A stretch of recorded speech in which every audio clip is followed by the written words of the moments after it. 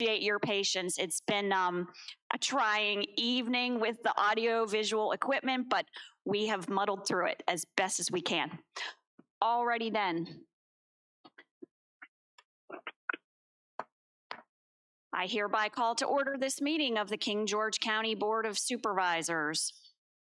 I do need to note for the record, please note in the record, Mr. Bush will be absent due to a medical condition.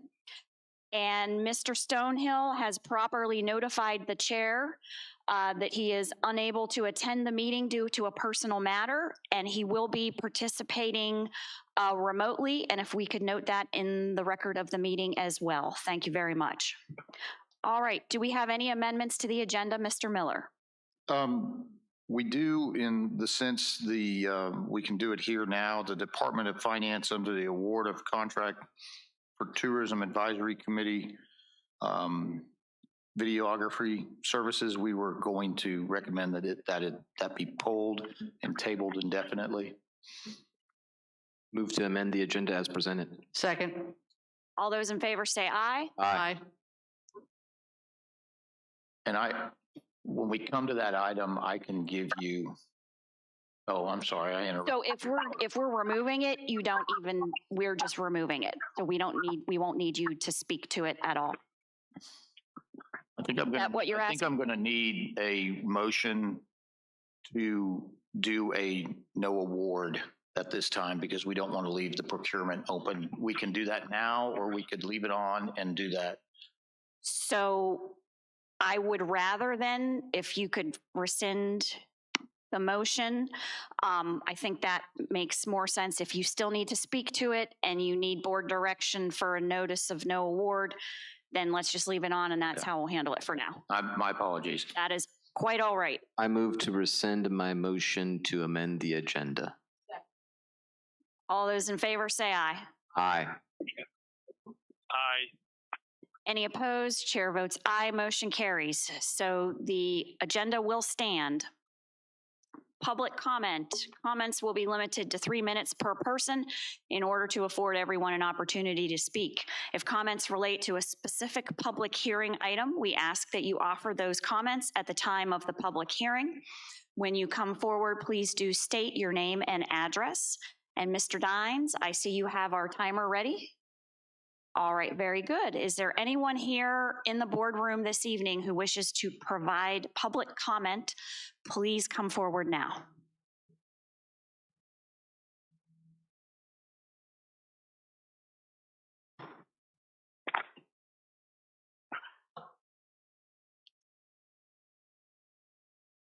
Hi, my name is Ana Maria Lobo. I live in Presidential Lakes and 1026 Roosevelt Drive. First, I want to thank you, all of you, for helping the county. You're doing a great job. And second, I want to congratulate Mrs. Kathy Bender on her winning the election. And also, I want to thank Mrs. Lori Gump for a terrific job, and also her employees. I was worried about voting fraud. I noticed in King George we have many illegals. I noticed these people have driver's license. I am glad that in order to be qualified to vote, current law requires everyone who is voting to have a valid ID.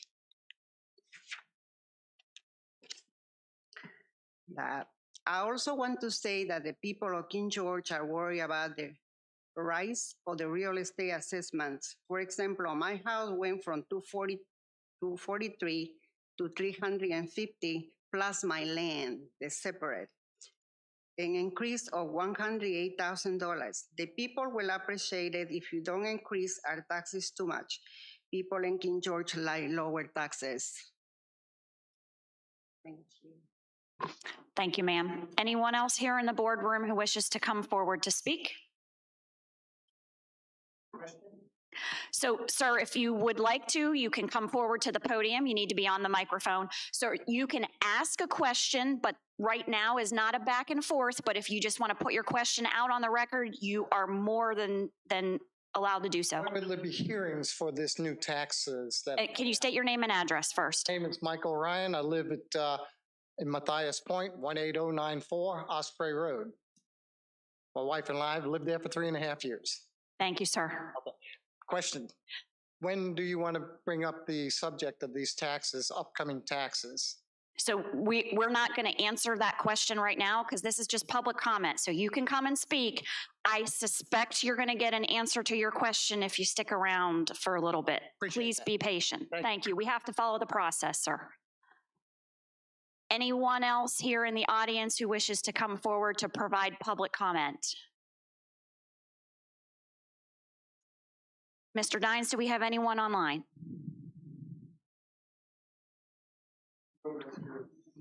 Okay. Members, do any of you have correspondence from constituents? Mr. Stonehill? No. Thank you, sir. All right, with that, I'll now close public comment and we'll move on to reports of members of the board. And Mr. Stonehill, I'm going to ask that you go first, sir, if you have a report. No report tonight. Thank you. Thank you, sir. Mr. Granger. Yes, ma'am. Thank you. First of all, I'd like to say thank you for those who came out to speak. Ms. Lavelle, I appreciate your comments about our service that we provide. It's always nice to hear that, and so thank you for saying that, as well as your comments about the election. I know Ms. Gump is professional, and the staff she has, as well as the volunteers. I agree, done an outstanding job. So thank you, Ms. Gump, as well for what you have done and the service you provide this community to make sure that voting is done and it's done the right way. And I have every confidence, and it continues to happen. As far as taxes, I know Mr. Ryan also asked about taxes. So this is, these assessments are just showing you the assessed value of your property. Taxes will come up with the new fiscal year. And so the board will at that point, so we're looking probably when we'll start doing work sessions where to discuss the budget for the next fiscal year. We'll probably start in like the February, March timeframe, and that's when we'll start looking at what it will cost in order to provide all the services that the county requires. And at that point, we would look at the tax rate. And so I know as well, due to Virginia law, and I know Mr. Britton's on, so if I misspeak, please let me know if I'm mistaken. I believe it is if the delta in the amount of taxes that the locality would receive between what they would make in 1 year versus the next year due to a reassessment is more than 1% different. So like, let's say, I'm just gonna use really easy numbers, $100. Let's say the county made $100 in revenue.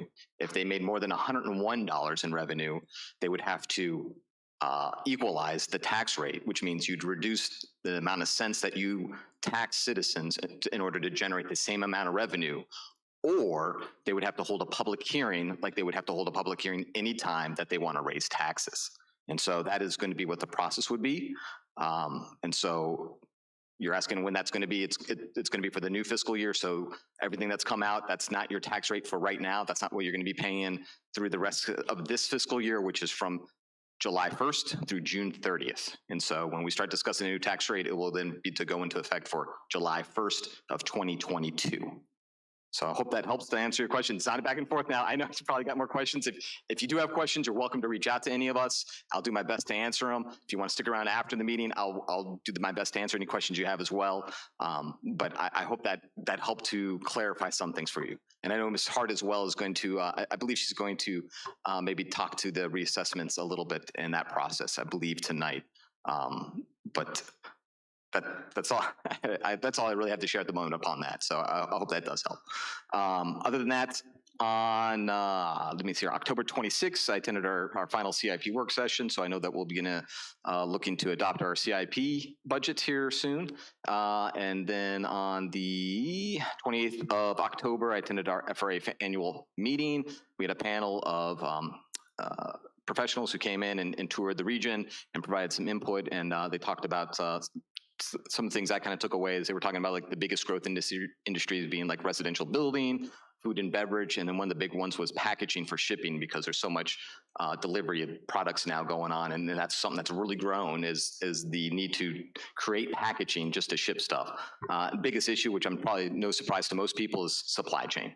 And then I think we probably all can attest to that being probably a bit of a problem for all of us, even just going to the grocery store, just what's available there. I thought it was a pretty good panel though, and the information they provided. And then today at the Mary Washington, we had our Comrail meeting. This was an opportunity for King George to host it. So Captain Copeland came, he's briefed us. We're still in a Bravo Plus state. So there's a minimized workforce on the base. They're hoping to come out of that after Thanksgiving to drop back down to Bravo, which then would increase the amount of workforce.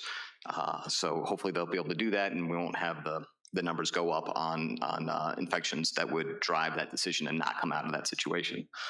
The other thing I'd like to bring up is, I know they're not here, but I was impressed with the Anchored for Life program. There were, I think it was 7 children from the Dahlgren school: Lily, Emily, Harry, Madison, James, Abigail, and Jocelyn. I just bring it up. They came out, they had technical difficulties, kind of like we're having tonight, with their presentation, and they didn't even have their presentation available. So they had to wing it and had to memorize had to remember what they were going to be presenting. And they did an amazing job. And seeing young kids that are able to do that, that's tough to do as an adult. And to see kids do it was really encouraging, and it was really cool. So that's all I have though, and thank you. Thank you, Mr. Granger. Ms. Bender. Yes, first of all, I would like to thank all my constituents for reelecting me to the Board of Supervisors. I'm excited to finish what I started for the first 4 years. You kind of learn in the first 4 and you can implement in the next 4. So I'm very excited about that. And one other thing I would like to echo my thanks to the Registrar's Office. I was here a lot sitting out by that little dogwood tree, waving at people some days at lunchtime, for votes. But it was a very efficient system. Some people had to be given directions. They did very well, but I didn't hear one complaint from people coming in and out. There was a lot of people that came in and took advantage of the early voting. And even with the small space, I think it went very well. And Lori Governor's staff did a nice job. And even when people were dragging cones across the parking lot, I saw that a couple times too. But they did a nice job, and I want to congratulate them. And Ms. Lovell, thank you for coming out as always. I always like to see your nice and shining face, and you always compliment our staff, and I think they do a great job. And thank you for coming out. Tax assessment, broadband, and many other items I heard at the polls in my last couple of weeks and while I was sitting out on the day of the election. So I know I'm looking at all of them, especially the tax assessments. Mr. Granger already spoke about it. It is something that will come up again at the beginning of the year. That's when we look at all of that. And I encourage everybody that came up to me at the polls, come out to the work sessions, give your input. Maybe volunteer to be a citizen on the committee, but I encourage you to come out and let your voice be heard and at the public hearing. And anybody has any questions, please reach out to me, and I'd love to chat with you. I also attended the CIP work session and the Comrail this morning, and I had a great call with our Congressman Whitman concerning broadband today. So that's all I have, and thank you very much. Thank you, Ms. Bender. So I have a couple of things. I have a housekeeping item that I need to take care of first with regard to the last meeting for the October 19th, 2021 meeting. I need to have the documents entered into the record of that meeting that the board was provided by Treasurer Randy Jones. I have forwarded them to the clerk, and I will read them aloud. They are fiscal year 2020-2021 statement of accounts, fiscal year 2020-2021 uncollected taxes, list of receipts and expenditures for September 2021,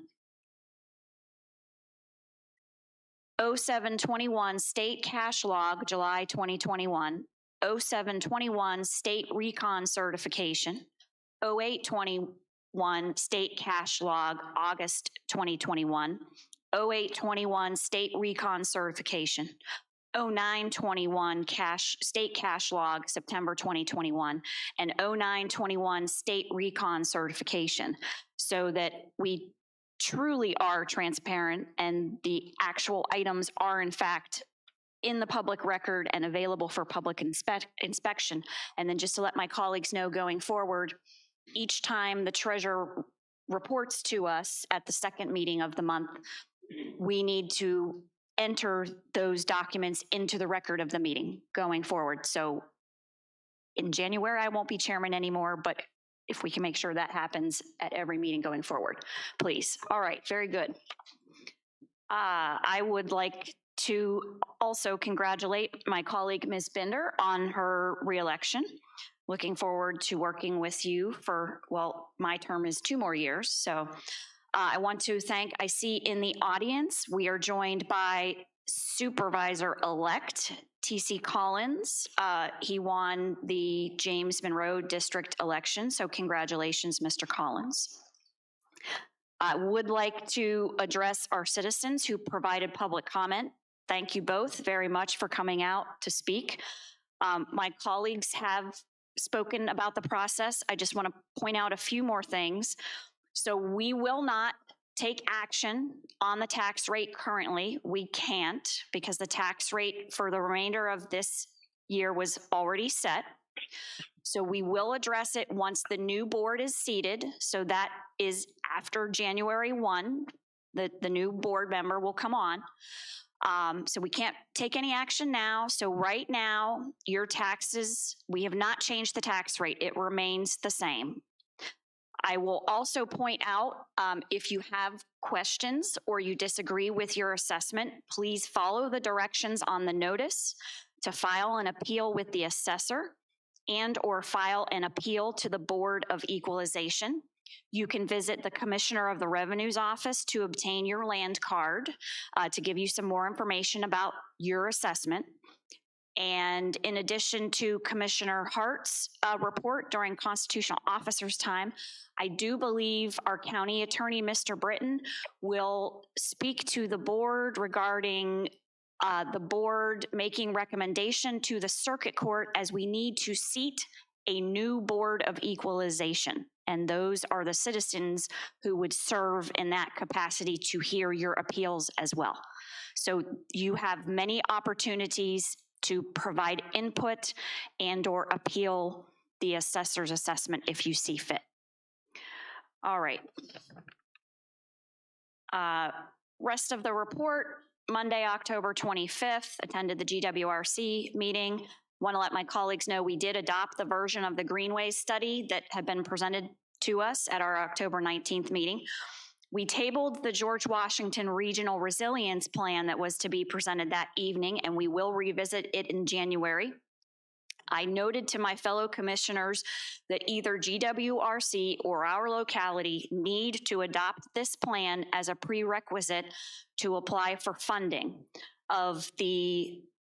to apply for funding is the adoption of a resilience plan. And that was the other meeting that I attended virtually prior to GWRC, which was the community meeting on flooding and coastal resilience at the UMW Dalgrand campus, hosted by the Virginia Coastal Resilience Technical Advisory Committee.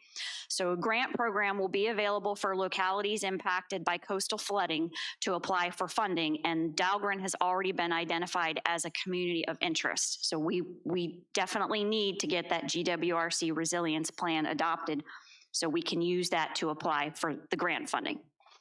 I too attended the CIP work session. Thank you very much for staff's work on crafting the CIP.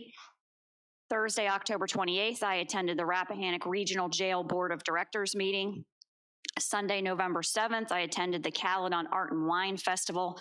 As usual, they had a great turnout of folks from all over the region. Thank you to the Friends of Caledon for coordinating the event and Caledon State Park for hosting. And I too attended Comrel this morning with my colleagues, and I want to thank all of our military and locality partners who attended and the UMW Dahlgren campus for hosting it with us. And that concludes my report. We will move on to the consent agenda. Move to adopt the consent agenda as presented. Second. All those in favor say aye. Aye.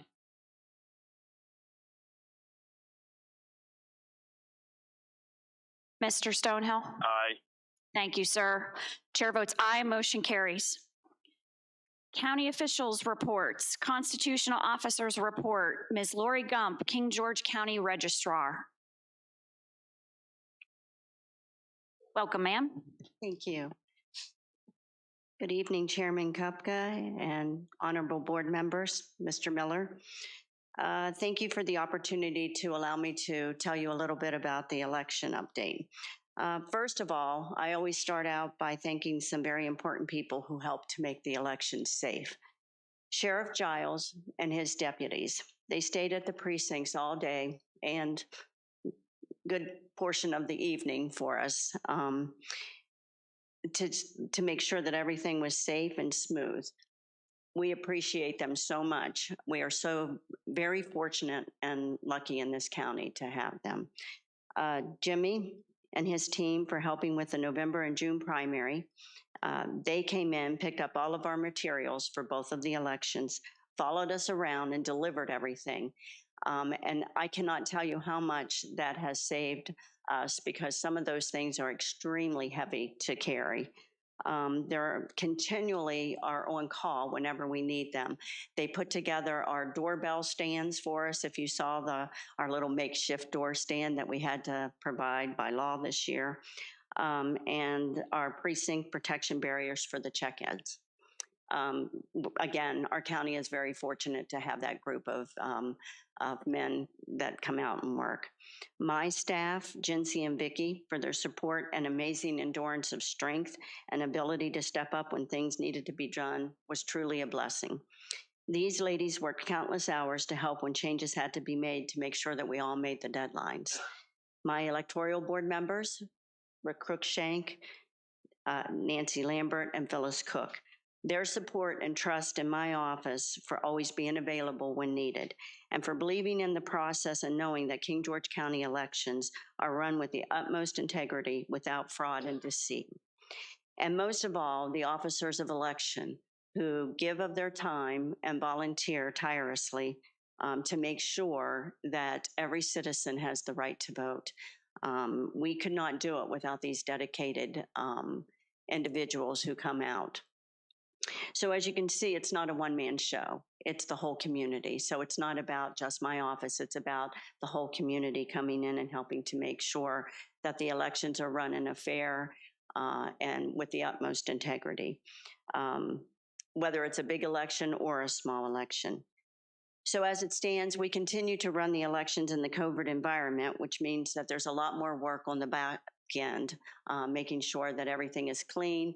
If you came in to early vote, you would notice that we were wiping down all of the pens, wiping down the counters, spraying, wiping down, our marking stations, and they did the same in the precincts as well. So this November proved to be one of the highest turnouts for the non-presidential election. We processed from October 1st until the deadline of October 12th, 67 new voter registration applications, and from January 1st until October 12th, 793 new voter registrations. Our registered voter count up until Election Day was 18,880. Of course, it's grown now because of the fact that our books were closed and now they're open. Our in-person Election Day, for the 45 days before the election, we had 3,968 early voters. That's the people who actually came into our office. We did over 150 curbside voting. Now, this is with 3 people in my office, and we mailed out 815 ballots. We cured over 36 ballots. If you remember last year when I gave the presentation, the state put into law last year about the curing process. That's where every ballot that comes in, we have to open it up, look at the inside envelope of envelope B, make sure that the signature's on there, make sure that the witness is on there, and make sure that the address is on there. So last year, of course, with COVID, they didn't have to have a witness signature. This year, the law changed that they did. So of course we were getting some in that didn't have witness signatures, and we were able to cure 36 ballots. Only 3 of them did not get cured. And that's not by us not calling, it was just that they just didn't come in. Our in-person Election Day for this election was 6,446. 684 ballots came back from the mail, and with the total of our 3,968, that made a total of 10,698 for an overall turnout of 57%. In that 57% breakdown, 22% was early voting, 32% at the polls, and 3% absentee. Just a little bit. In the presidential election, our total early voting just in the person, not including the mail, was 38%. And like I said, for this election, it was 22. So you can see that the trend of the early voting is not going to go away. So as last year, the early voting no excuse was a bill that the members of the General Assembly wanted, and they've wanted it for a long time.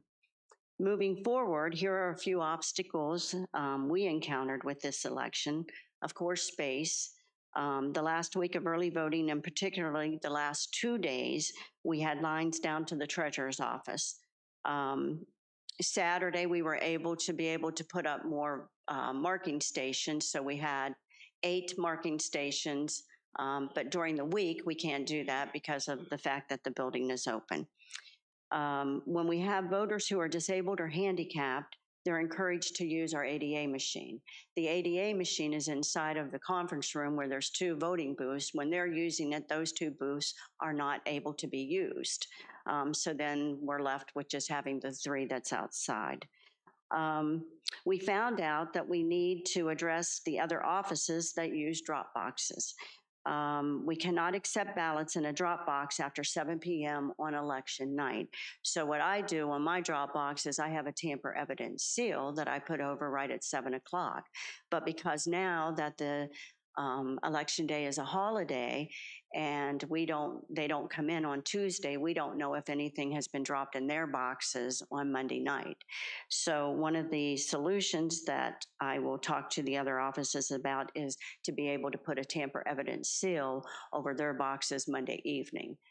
That way it will eliminate the fact that, because even though our box is marked, it will eliminate the fact that people won't put in ballots in the other boxes and not be able to get counted. There was not a lag time where the ballots did not get counted on the night of the election. All ballots were counted on November 2nd, except for the provisionals and the late postmarked ABs. We had 17 provisional ballots with only 3 that were not eligible. Last year was the first year that we were allowed to accept ballots that were postmarked by election day up until Friday. We had 13 postmarked ballots and they were all counted. I cannot say it enough that King George County is very fortunate to have the volunteers, workers who devote their day to come out and help make the voting process easy and safe for each voter. I am grateful that my staff, my electoral board members, my officers of election have stayed healthy through all of this. Now I just want to give you a brief updating on the redistricting. So as it stands right now, the Republicans and Democrats in the General Assembly each have nominated 3 experts to draw new state and congressional districts under the direction of the Supreme Court. And under the direction of the Supreme Court, once they have selected them, they will have 30 days in which to produce the maps. They were selected November the 4th. So that means that they have 30 days in which to produce those maps. So best guess estimate, we probably will not be going into redistricting until sometime mid-January, February timeframe. Thank you. Thank you very much, ma'am. Wait, please. So I need to ask my colleagues if they have any questions of you. Thank you very much for your report. Mr. Stonehill, I'd like to start with you, sir. I don't have any questions, but I just wanted to tell Mrs. Gump, thank you very much to her and her staff. I did vote in person down at Potomac Elementary School. Everything went very well, and we certainly appreciate all their help. And thank you again. Thank you. Thank you, Mr. Stonehill. Mr. Granger. I don't have any questions either, but again, I'll just say, again, as Mr. Stonehill said, thank you. Thank you to you. Thank you to your staff. Thank you to the citizens as well who volunteer and come out to help make sure that this process goes off without a hitch and it's done with integrity. So thank you so much. Ms. Bender? I don't have anything, just thank you again. And I reiterate my colleagues' comments. Thank you so much to you, your staff, your volunteers, everyone who provided, once again, as usual, a safe, secure election for King George County. Thank you so much. Thanks for coming out tonight. I forgot to mention thank you to the pages. Miss Anderson had pages. The high school High students, school yes. students, yes, they were awesome because this year, so many of my officers of election had called at the last minute, either was sick, something happened, and the pages stayed even beyond the time that they were allotted just to help out. So we couldn't do it without them too. So thank you. Thank you to them as well. Thank you, ma'am. All right, well, moving on, Ms. Judy Hart, Commissioner of the Revenue, welcome.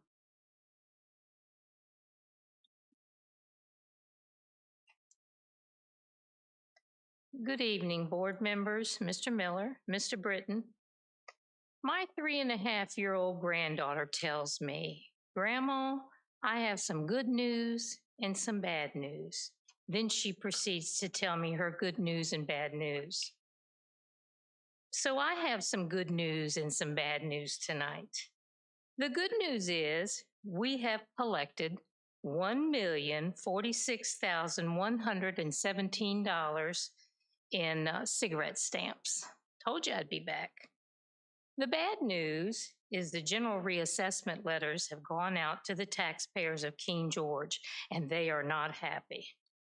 We have gotten lots of calls. We are still getting calls in our office and taking care of those as best we can.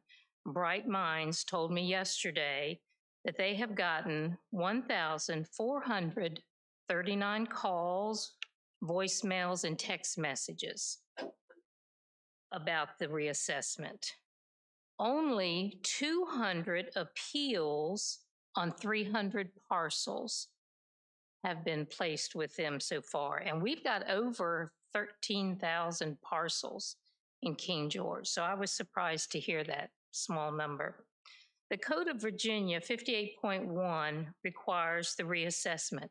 It's a Commonwealth of Virginia requirement, not a King George County requirement. King George reassess every 4 years.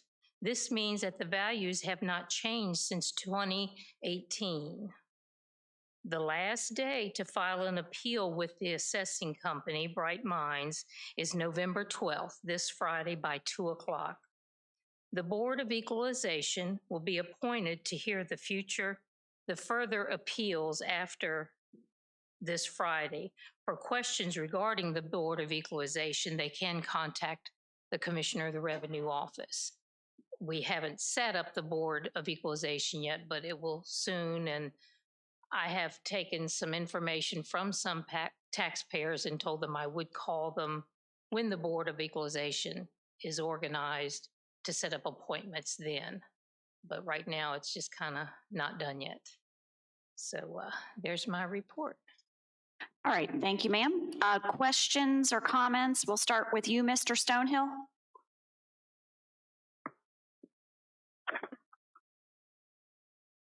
No questions right now. I guess we can find out more information later, but just thank you, Mrs. Hart, for coming out and giving that information to us and the public. You're welcome. Thank you, Mr. Stonehill. Mr. Granger. Ms. Hart, thank you for coming out. I appreciate you coming to explain the process. So I guess I'll just ask, how was Bright Minds selected? Well, we had bids from several assessing companies, and they were chosen based on the bid that we had received. Okay. Was an RFP put out, I guess, okay. Yes. To make sure, and so other people can hear what the process is in regards to finding the assessor. And then did the assessor complete all the actions that were required of the contract? Yes, as far as I know, yes, they have. Okay. Thank you. You're welcome. Thank you, Mr. Granger. Ms. Bender. Before I get to the assessment, can you repeat the number for the cigarette tax so I can write it down? $1,046,117. All right, thank you. Concerning the reassessment, I talked to you a few times. I even called the assessor on the phone, and I learned a new term called the field sheet, which I got it on my property. So one question, if a citizen finds things on this field sheet, which I have found, that don't exist on my property, but have a value that was assessed to my property, is that an appeal? That might be something that my office can take care of, but let us see it. Okay, because Each case might be different, but we do encourage taxpayers to come look at those field sheets because it's what you're being billed for. So you need to make sure it's up to the taxpayer to make sure they're correct. okay, because I mean, until the assessor told me about the field sheet and you told me about the field sheet, I didn't know what they were. I mean, if a public like to see, they look like this. They look like what you would see online if you're purchasing a property. So, and it tells exactly what your property has on it and the different features of it. So it might be interesting for the public to understand that because for myself, I found out that I have a fireplace I don't know I had. Oh. So that's pretty amazing to me. Well, we can come take out a wall and find it for you. That's yeah. So other people in the public might have those items. So I encourage those that have questions about their value to go get their field sheet because you might find things on there that it might be a discrepancy. So so thank you for that. And then for the Board of Equalization, can you give the citizens a little bit more information about that? Well, this board will be appointed, I believe, by the judge. If I'm correct on that, I didn't play a part in it last time. And those meetings will be held January, February-ish. There'll be a small application, just a little bit of information I'm going to need these taxpayers to complete once I have those applications ready. And we'll set up an appointment with you and you can meet with the board. They're usually in the evenings. They were the last time. I assume they will be this time, but we'll find out more later. And where does the public get one of those appeals forms? Through my office. Okay. Commissioner of the Revenue. Thank you very much. You're welcome.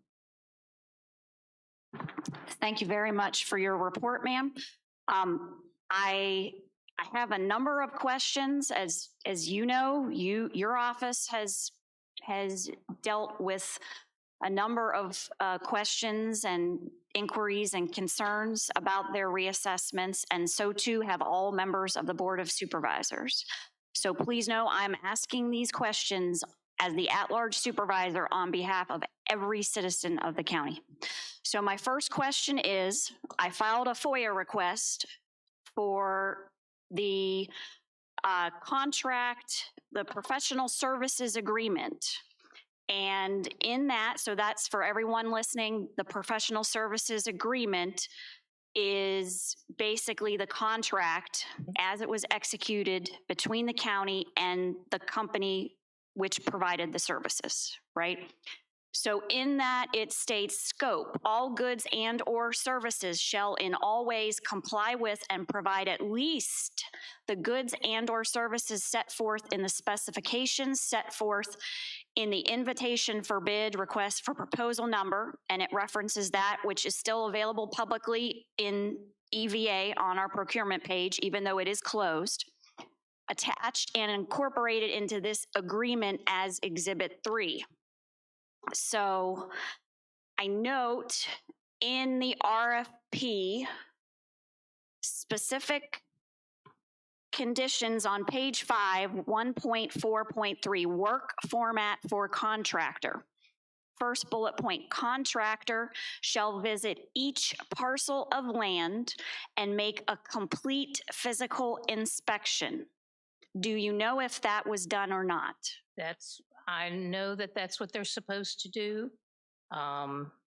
So why I'm asking that question is because I have been contacted by numerous citizens who have informed me that upon contacting the assessor regarding the concerns they had about their reassessment, they were told by said assessor that they did not actually physically visit the property. They used a drone to perform the assessment. I do know they use a drone. I don't know what the extent, how they did with the drone. Did they just stand there and fly it, or I don't know that process, but I do know they use a drone. Okay, so then my next question, so if we don't know if they were physically present at every parcel and made a complete physical inspection, how do we know then if they complied with the second item in the work format, which was contractor shall digitally photograph each main building, including dwellings. A minimum 2 photographs shall be taken, front and rear of main buildings. And I asked that question because I have seen the field cards for someone's property, and the field card for this recent reassessment, the pictures look exactly the same as the pictures as the last assessment. They haven't provided us the pictures yet. They haven't. No, they have not. But you expect to be provided those at a later date? Yes, we will get the pictures. Because I want to make sure that they did in fact do what. So then when we print the new field sheet for 22, those new pictures will be on there, even though we can give you a 22 now. Right. So the 22 right now is proposed, basically, is what you're saying. Yes. So it's not final. Right. Okay. And they will provide you. Final. Now, the figures are final on the 22 assessment. Subject to appeal. Right. Right. Okay. Right. Okay. So then the other question I have is also in looking at those field cards, it states contractor shall keep a record of each visit on the property card to include date, time, name of appraiser, and persons interviewed. So are you going to get that information later too? Yes, I should be getting that information to have for the taxpayers. So I think we probably, I'll poll the board, the will of the board, but I think that when you get that information, we would expect you to reach out to us so that you will be able to come back like you did tonight and provide us an update. Sure. That it's complete. Is that all right with my colleagues if we ask that? Okay. So then the other question I have is with regard to the content of the mailing. So is there a reason the mailing went out the way it did, where it said 2022 proposed assessment in the left-hand column, then it had a record number, and underneath it had values, and then the use class, and then district. So all of that is in the top regarding 2022. And I get that that's the proposed assessment for 2022, but there's a whole nother box underneath of fields that say percent levy change information. And you can report what the percent levy change was for 2020 and 2021 because the Board of Supervisors did assess a tax rate, right? So we know what folks' taxes were for those 2 years because the board itself imposed a tax rate. But what I'm getting at is for 2022 tax year, it says tax rate, and there's a little asterisk, and it says TBD. But then it says total tax, and there's a dollar amount there, and then it says percent levy change. My issue is the Board of Supervisors did not assess the tax rate, and therefore there should never have been a dollar amount listed under total tax. It also should have said TBD. The percent levy change never should have been listed because mine, frankly, is different than hers, and it's different than his, and it's different than theirs, and it's different than hers. Do you see the point I'm making here? Yes. Because mine was 0.48. I've talked to folks who were 0.35. I've heard from folks who were 0.56. I've heard from folks who were 1.03. I even heard from someone who was 3.05. So the point I'm trying to make here is I don't understand why that information was included on the mailing. I suspect that information, the way it was reported on the mailing, and perhaps there's some new state requirement that it has to be reported somewhere on the mailing, and I would be okay if it were reported somewhere on the mailing, but not in the fashion that it was. I frankly think that led to the uproar that we have seen with folks being upset, with folks misunderstanding, thinking they just gave me a 48% increase and my new tax bill is this many dollars and it went up, 50% higher than it was. And there's a dollar amount and that's going to be my new tax bill is going to be that much money next year. Done deal, sealed, signed, sealed, deliver. And that's not what happened here. And we have just across the board people inconsistency. It's just physically impossible for that to have happened. So I guess my point is, I looked at my assessment back from 2010. None of that stuff was on there. And so I don't understand why that's on there now. And if we could maybe in the future work together so that if you have something that they're going to mail out, send it to the board and say, this is what it's going to look like. Do we see any issues with this? Because, yeah, I would have looked at that and said, no, thank you. We didn't know that they had been mailed out until we got our own in our mailbox. So if we could work together in the future to try to have a little more communication as far as what it's going to look like, I would greatly appreciate it. Sure. I can get with the company and do that. Okay. And then the other comment is, as stated, we will have an update with regard to the Board of Equalization during Mr. Britton's county attorney report. I believe the circuit court has requested that the board make recommendation to the court. So we'll be talking a little bit more about that. Okay. All right. And when would that be by chance? He's going to explain the process to us and we'll get into it more once it's time for his report next. Gotcha. So if you can be patient, and we'll get there in just a moment. All right. And thank you, ma'am. Thanks for coming out tonight. I appreciate your service to our community. Thank you.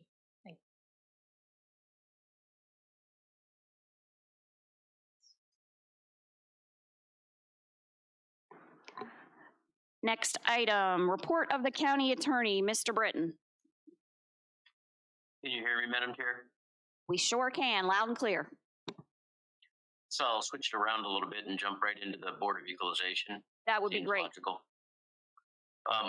So the different localities in the Commonwealth of Virginia assess property at different times, 1 year, 2 year, 4 years. We have a 4-year reassessment.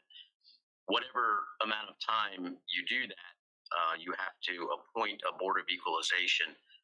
And so if you do it every year, then you have a permanent board. 1 or 2 years. If you don't, then you have to appoint it each time you do a 4-year reassessment.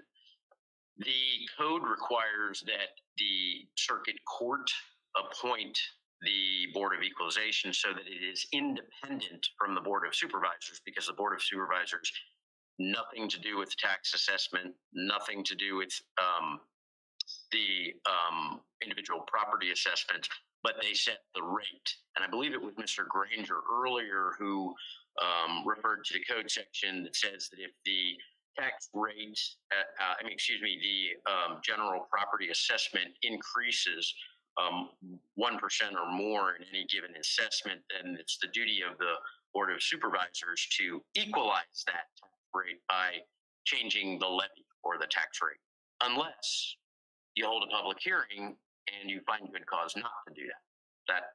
That's the duty of the Board of Supervisors. The Board of Equalization has nothing to do with the tax rate. They have nothing to do with the levy or the assessments.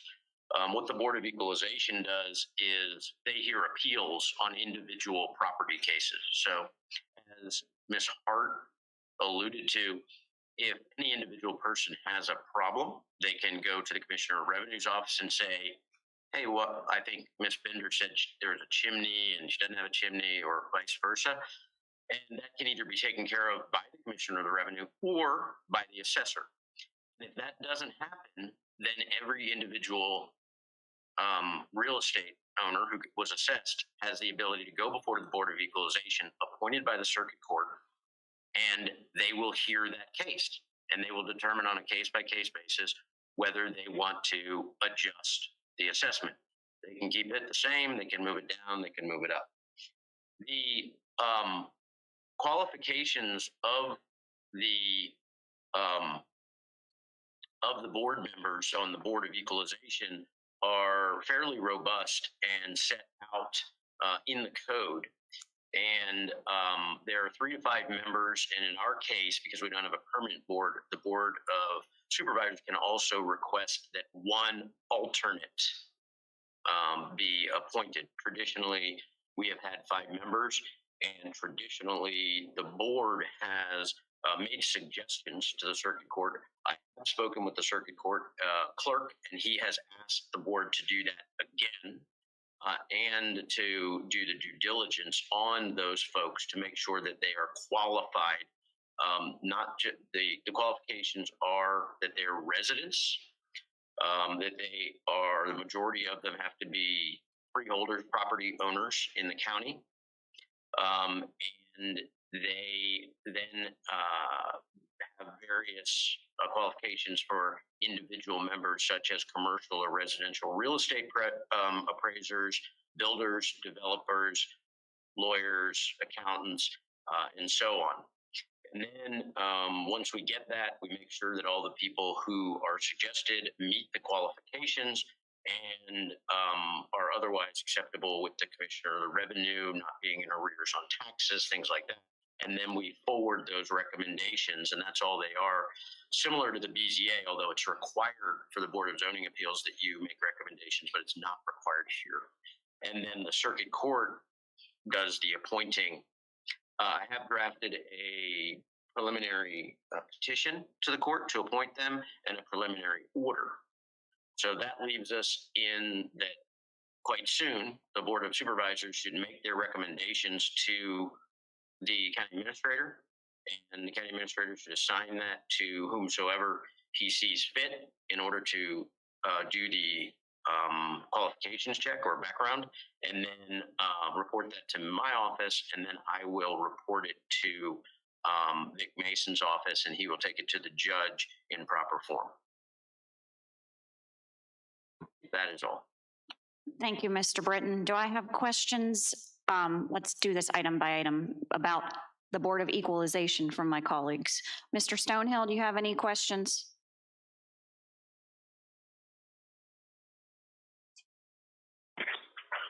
No questions about that. Thank you, Mr. Granger. Ms. Bender? All right, so Mr. Miller, is it your intention then as county administrator to retain the supervision of qualifications of candidates that the board recommends to the circuit court, sir? Yes, ma'am. And what we'll do is kind of handle it just like what we would do with the, a personnel background check on folks. And I've already, just to let my colleagues know, I've already provided a suggestion for a person with a financial background to Mr. Miller. And that's one of the hardest ones to find. So hopefully, there won't be any issues with that. So I would encourage my colleagues, if you have other folks that you could bring forward to Mr. Miller's attention for vetting as soon as possible so we can make recommendation to the circuit court. I hope that we could possibly have a motion to recommend at our November 23rd meeting.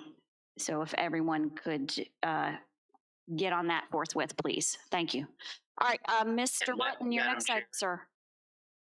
Madam Chair, just to remind you, 1/3 of the members, which is why it's a good idea to have more than 3 members, have to have those qualifications: real estate appraisers, professionals, builders, developers, and so on. And every single tax case, at least one of those qualified professionals has to be sitting. So that's why it's probably also a good idea to have an alternate. But with COVID and what have you, you may want to get as many most difficult professionals as possible so that you can have not just 3 members sitting, but also at least one of them being qualified. Very good. Thank you, sir. There are 2 Dominion power notices. The tradition of the county has been that the Dominion power notices go by law to usually the chair and to the county attorney. Sometimes I get them, sometimes you get them. Thank you for passing these along to me. I didn't get either of these for some reason. I've gotten a lot of them in the past couple of years, but these are two very different things. One is an application for rate adjustment, and it goes back to 2012, 2013 regarding the Brunswick County Power Plant. And basically, Dominion Power is applying for recovery costs of $265 million. There is a scale put in there that basically say that for the first year, your bill is going to go up 70%, 70 cents, excuse me, not 70%, 70 cents a month. And then subsequent to that, it'll go down 45 cents in year 2 monthly. If you want to understand that better, or if you want to make comments, either as a board or as individuals listening to this, you can look at page 10 of the order attached to the board report, which I would ask, as is our tradition, to post on the county website. And it'll tell you that there is a hearing for public comment on 4/5, April the 5th of next year at 10 a.m. The deadline to sign up for that is April the 1st of next year. And then the actual hearing itself, after you make your comments, will be held on the next day, April the 6th at 10 a.m. You can attend virtually, by call-in, or by going to Richmond. And all of that information is in the order. There's a second application called a petition for waiver that relates to the upgrades for the Surrey and North Anna nuclear power plants, both units 1 and 2 in each power plant.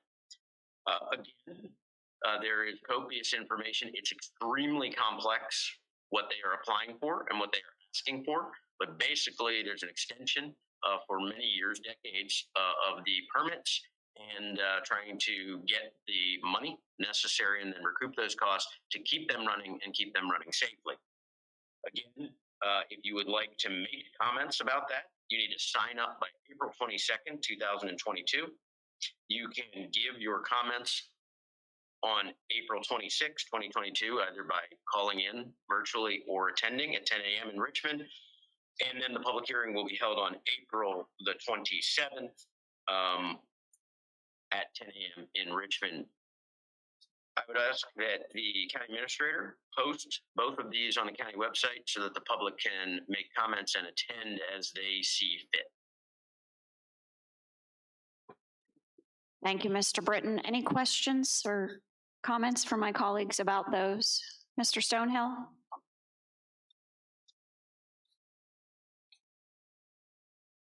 No questions. Thank you. So consensus of the board to direct staff to post those on the county website. All right, thank you very much. Yes. All right, and your last item, Mr. Britton.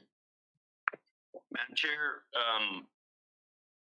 as you know, the Commonwealth Virginia no longer maintains a county road system.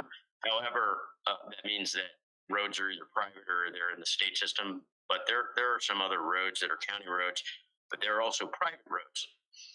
Those roads, by code, may be patrolled by law enforcement so that the stop signs and the speed limit signs and the yield signs are valid and enforced.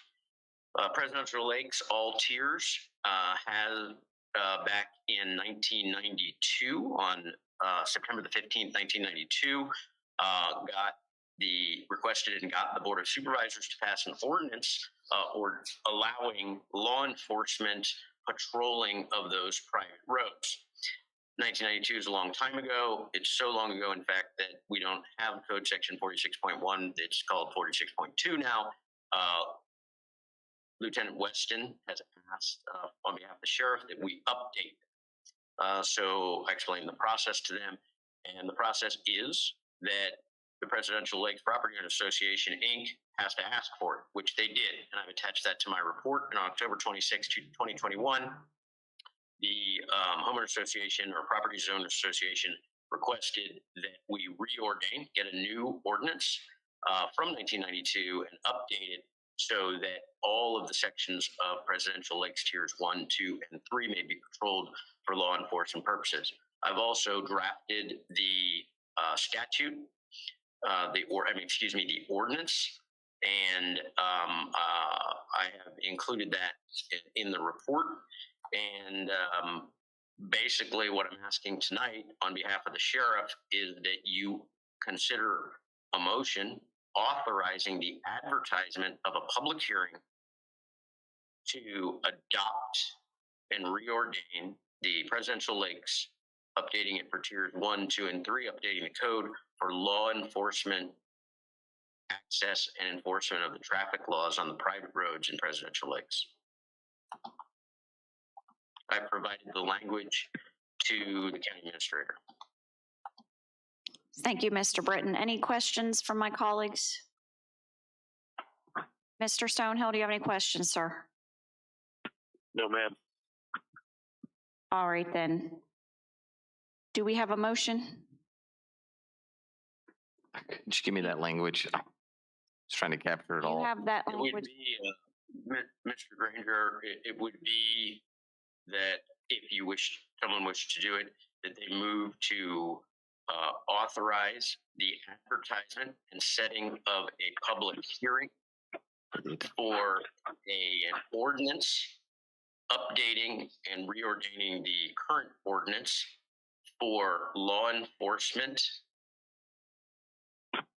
of the private roads in presidential lakes, all tiers. So moved. And Mr. Britton, would the first meeting in December meet the time advertising requirements? So we're clear on what we're doing. I don't know when they can get. Yes, it would, but I don't want to speak for when Mr. Miller can get it advertised. Yeah. Because today's November 9th, so. It'd be nice to have them enforcing it under the new ordinance by the new year. And it is a revenue. It's a positive fiscal impact. So the earlier the better, but yeah, one of the meetings in December I think would be great, so that state police and sheriff can, with confidence, enforce the traffic code in presidential lakes. Thank you, Mr. Britton. So December 7th, Mr. Miller? I was going to go and check on that, but Or the 21st, but if we get it done in December, definitely it'll be done before December. it'll be done in one of the December meetings then. Okay. So we have a motion properly seconded. Did someone second it? I'm sorry, Miss. I didn't Yeah, hear. Bender did. Any further discussion? All those in favor say aye. Aye. Any opposed? Aye. Chair votes aye, motion carries. Thank you, Mr. Britton, and thanks for your patience you, this evening with our technical difficulties. We greatly appreciate it. All right. Madam Chair, December 7th will be fine. It will work? Okay, thank you. 11:02, Board, Commission, Agency Reports and Public Hearings. The King George County Board of Supervisors will now hold a public hearing that has been properly advertised to receive public input regarding case number 2109-Z02, amendment to the King George County zoning ordinance to comply with the National Flood Insurance Program regulations by updating the date of the flood insurance rate map, amendments to section 9.19. I will first ask for the staff report. I will then open the floor for public comment. Public comment is limited to 3 minutes per speaker in order to afford everyone an opportunity to speak. Please state your name and address before you comment. Upon completion of public comment, I will bring the matter back to the board for consideration. The board may or may not take action tonight, depending on information received during public comment. And here on behalf of the Department of Community Development is your senior planner now, right? Yes, Our ma'am. senior planner, Mr. Louis Panicotti. Welcome, sir. Thank you. Good evening, Madam Chair and members of the Board of Supervisors. I will be presenting case number 21-09-Z02.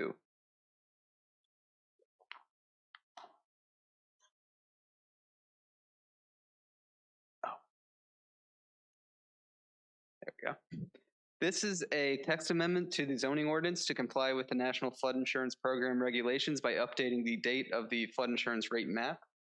The flood insurance study and the flood insurance rate map are prepared by the Federal Emergency Management Agency, or FEMA. These maps are updated periodically. In accordance with FEMA regulations, the updates to the maps can be appealed by the county or individuals.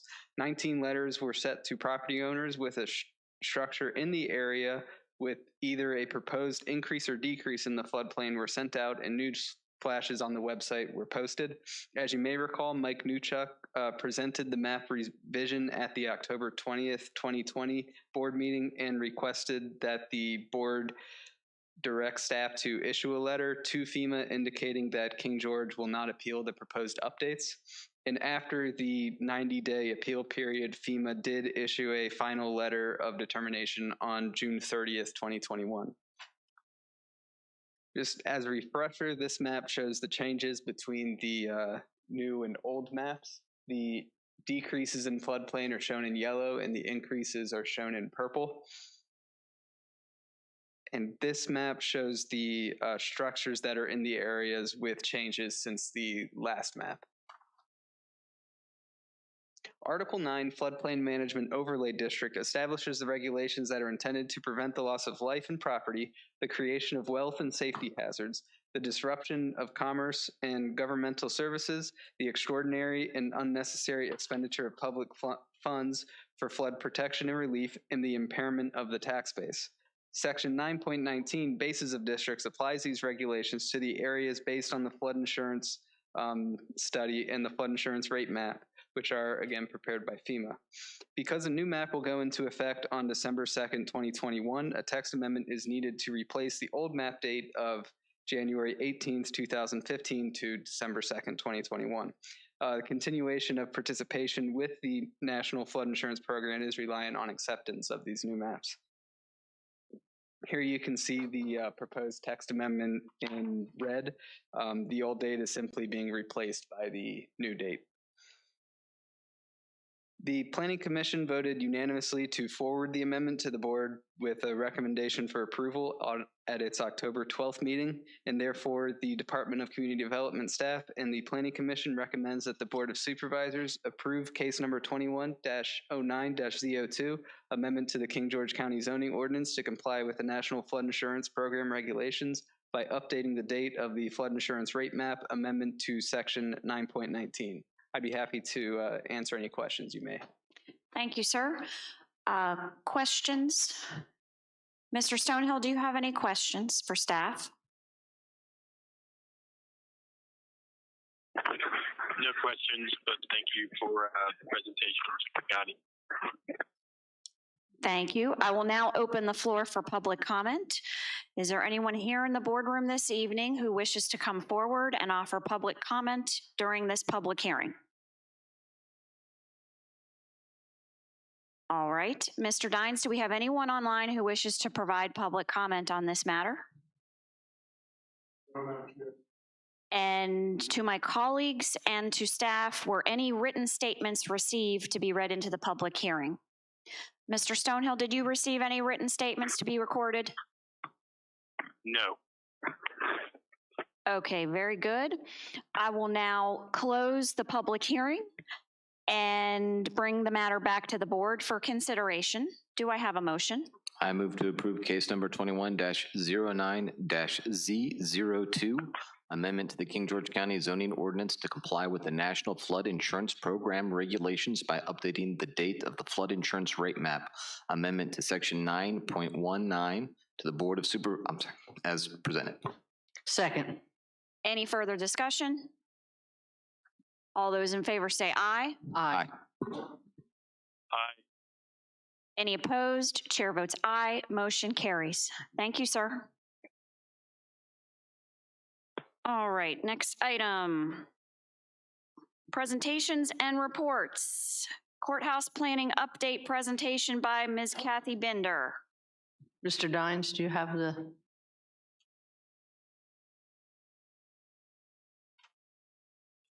So I'm going to provide to the public and everyone some pictures that have been vetted to show to the public. This is what our Thank you. So before you get into anything, have all of these slides been cleared by the committee? Yes. Because there's something on the top of a slide here that makes me ask that question. Yes, I have, because when we were at our last meeting, which Mr. Miller was at and Mr. Dines was at, the pictures were done by Mosley Architects, and they were the sheriff's office and the courthouse staff said it was fine, and I didn't even catch at the very top, those pictures. But they were cleared. Okay, go ahead. So I will take responsibility for them.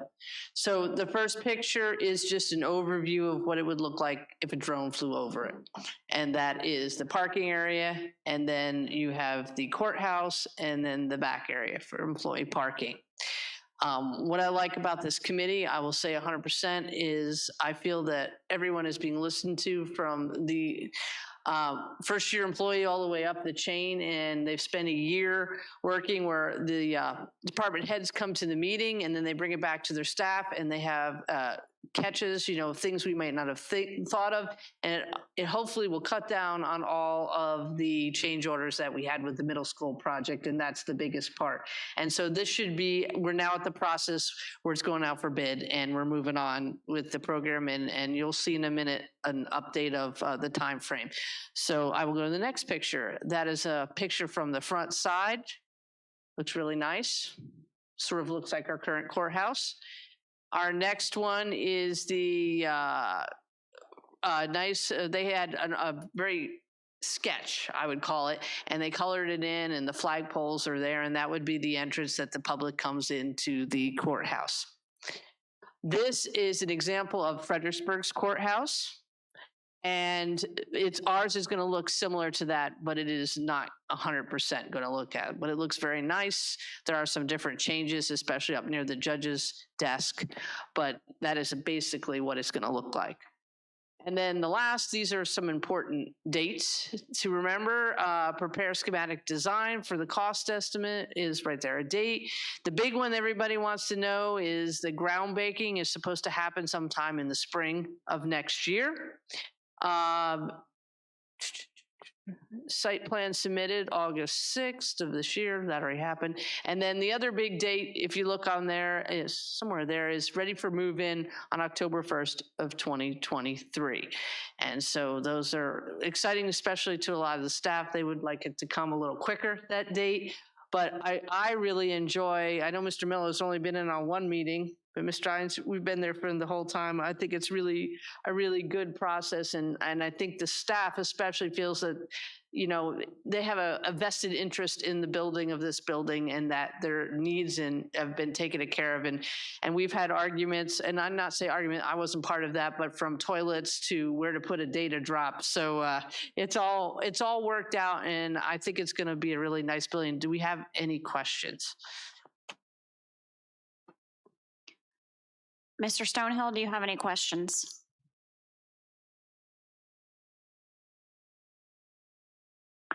No questions. It's a good-looking building. I couldn't hear. Mr. Granger? No questions, but just say thank you to Ms. Binder for the presentation. And I look forward to the new courthouse as well. Probably not as much as those who currently use it, but it's definitely long overdue. So. Thank you, Ms. Binder. And in the future, please make sure that anything you have has that disclosure removed. Yes, thank you I very much that. For your presentation. And thank you for your service on the committee. All right, Fred Transit update presentation by Mr. Chris Miller. I believe you have a memorandum that summarizes kind of where we are in this process. If you remember, back in July, we had the GWRC folks come and present the plans they are working on for, basically it was a survey, and the result, you had asked me to follow up, and I came back to you a little bit later and explained that I had an opportunity to meet with folks at GWRC who were going to facilitate a meeting with the folks from Fred Transit and also with Mr. Hastings, who's from the Dahlgren facility. And Ms. Bender, Supervisor Bender, and Chair Kupka had also participated in a meeting that we had, and we got the information, and I believe you have this memorandum. Really, I think at this point, with a range of impact that the county would have to absorb from $65,000 up to $327,000 to run a pilot program for 1 year. And the fact that I believe that the base is just in a position right now where they can't really offer, they can't offer the kind of assessment of what the interest might be from some of their employees. And then two, I think the issue of funding isn't quite there from their perspective. You know, I was hoping that what we would be able to do would be able to get something in place that you could build up the interest over time. I just think that, you know, there's other reasons to spend $65,000 at a minimum, and certainly a lot of big reasons for $327,000. So my opinion would be that my recommendation would be that we say thank you, but you know, maybe we hold off in any kind of participation on this. I don't know, and I would defer obviously to the chair and to Supervisor Bender, who are also part of those meetings. So I certainly that's the staff recommendation. Thank you, Mr. Miller. So I guess my question, we have really two questions here. One is, are we interested in funding this? And if we're not, that's okay. But then the other issue is FAMPO, because I'm the primary on FAMPO is still going to want to bring this forward at one of their future meetings to adopt the study. So we can still allow that we have seen the study. We agree with the work that was done, but that when that time comes, the county has decided we're not in a position to immediately implement it. Would everyone be comfortable with that type of recommendation? So my question is, it's much the same thing that just happened with the Greenway study. We allowed it to be adopted because it is the work of the regional body, and they have to have things to show for their work and the budget that we allocate towards those activities. And this was part of the rural work plan. So what would the pleasure of the board be with regard to that? Ms. Bender, you look like you would like to say something? I'm not sure, because I know, you know, I'm on GWRC and FAMPO, and I know it's very important, but with these numbers, and I thought of it when we had in the meeting, that, yeah, I don't think it's going to fly because not enough people would use it. Yeah, and that doesn't mean we have to fund it. We can still say there's value in the study, like I said, just like we did with the Greenway. My other suggestion is that the infrastructure package just passed, and there's going to be a lot of money in it for public transit. And so maybe there'd be an opportunity down the line to apply for funding to implement it that way. So that's why I don't want to completely can it. I also understand too that for those grants, you need to have studies and surveys. So that would be important. Right, and then this would allow, it would make it, if we did apply for something like that, we would be more competitive because we will have a study to back it up. So Mr. Stonehill, can I call on you, sir? I would be inclined to go ahead with the study, so we do have that information for down the road later on, and probably hold off for now on the funding, but I would certainly like to see the numbers that comes up with the study. Very good. Thank you, sir. So what I'm hearing is consensus of the board is to direct Mr. Miller to notify the FAMPO administrator that the Board of Supervisors does approve the study, however, is declining to commit funding towards implementation of it at this time. Does that work for everyone? Does that work for you, Mr. Stonehill? Yes. Very good. Mr. Miller, will you make that notification then, sir? Yes, ma'am. Thank you so much. And thanks for all of your work on sussing this out. I feel like you answered our questions. We had a lot of questions that were still unanswered the last time we heard about this, so thank you for that. All right, Christmas tree lighting presentation by Mr. Chris Clark, Director of Parks and Recreation.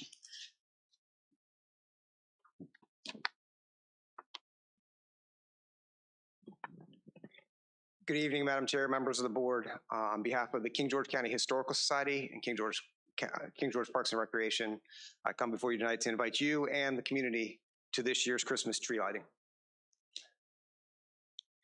This year, the Christmas tree lighting will be held on Sunday, December 5th from 4 to 6 p.m. just outside this room on the courthouse lawn. The event, as usual, is a partnership between the King George County Historical Society and Parks and Recreation. This year, we will have musical guests from Mars Hill Act 17 Youth Band, Sealston Elementary Choir, the Sealston Elementary Band, and the King George High School Brass Ensemble. General Properties has already completed much of the work on the tree itself, and in the coming weeks, we'll be adding the tree topper as well as the power pole decorations throughout the downtown area. We also have Life Point Church prepared to assist. They are providing gifts for the children who visit our most important guest, Santa Claus, and we'll also be providing s'more packets. We do have some things that folks could help us with. We are looking for assistance from civic groups, churches, and scouts who've helped us in the past. We've had food trucks. At this point, we have not nailed any of these down. I know some groups are a little slower in meeting, but we'd love to have food trucks or hot chocolate, fire pits so that we can do these s'mores. Some way we're going to get that done, but we'll, if there was a group that wanted to provide the fire pits and provide that, we would love to have them take part, and then games also and other activities for children that are there. Anybody who has anything they would like to offer, feel free to contact me at Parks and Recreation. The phone number there is 540-775-4386. And with that, I'm happy to answer any questions. Thank you, Mr. Clark. Mr. Stonehill, do you have any questions for Mr. Clark?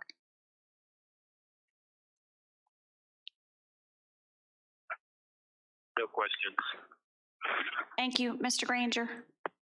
No questions, but thank you. Ms. Bender? No, thank you. Thank you. As always, Mr. Clark, looking forward to it. I look forward to seeing everyone there. Yep. Have a good night. Oh, you'll be back in a little while, won't you? All right. Don't go anywhere. All right. Action items. Department of Finance, change order numbers 1 through 4 associated with King George Elementary School roof replacement project. Good evening, Ms. Turner. Good evening, Madam Chair, members of the board. Congratulations, Ms. Bender, on your reelection. Item number 11-04, change order numbers 1 through 4 associated with King George Elementary School roof replacement project. Recommended action, authorize the county administrator to issue change orders 1 through 4 to Virginia Roofing Corporation to increase the contract price of the King George Elementary School roof replacement project by $22,641. In August 2021, a construction service agreement was executed with Virginia Roofing Corporation for the King George Elementary School roof replacement project. As work has commenced, additional work items have been identified. The costs associated with the additional work have been reviewed, negotiated, and agreed to. The additional work includes the following: installation of metal caps to the existing HVAC curbs at the existing I-beam supports to allow for flashing installation, which will cost $8,187. Lowering one of the existing drain that is too high to provide proper drainage is $3,918. Wrap existing electrical conduit and deteriorating castings with waterproofing material is $8,819. Installation of new conductors and downspouts to match scrubber detailing is $1,717. The change order request has been reviewed and are recommended by Roof Consulting Services. This change order will increase the current total cost of the agreement with Virginia Roofing Corporation from $626,243 to $648,884. There is no change in the contract time. There are funds available in the project construction contingency funds for this change order. Thank you, Ms. Turner. Mr. Stonehill, do you have any questions?